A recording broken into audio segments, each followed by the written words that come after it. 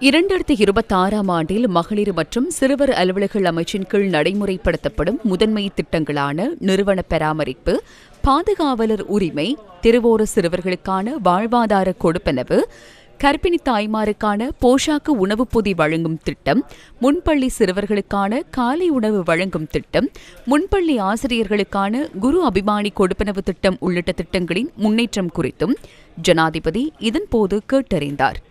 கர்ப்பிணி தாய்மார்களுக்கு வழங்கப்படும் போஷாக்கு உணவு கொடுப்பனவை வெறும் மற்றொரு பண உதவி திட்டமாக அன்றி அதனூடாக எதிர்பார்க்கப்பட்ட நோக்கமான கர்ப்பிணி தாய்மார்களின் போஷாக்கினை உறுதிப்படுத்துவதை இலக்காக கொண்டு உரிய மேற்பார்வையின் கீழ் இந்த திட்டத்தை நடைமுறைப்படுத்த வேண்டியதன் அவசியத்தையும் ஜனாதிபதி இதன்போது சுட்டிக்காட்டினார்.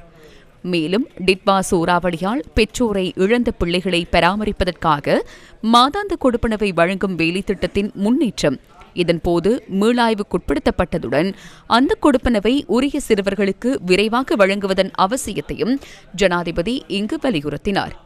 சமூகத்தில் பாதுகாப்பற்ற நிலையில் உள்ள சிறுவர்களை அடையாளம் காண்பதற்கும் அவர்களை அந்த நிலையிலிருந்து மீட்பதற்குமாக தேசிய சிறுவர் பாதுகாப்பு அதிகார சபையின் கீழ் நடைமுறைப்படுத்தப்படும் வேலை திட்டத்தின் முன்னேற்றம் மற்றும் செயற்பாடுகள் குறித்தும் இதன்போது கலந்துரையாடப்பட்டது.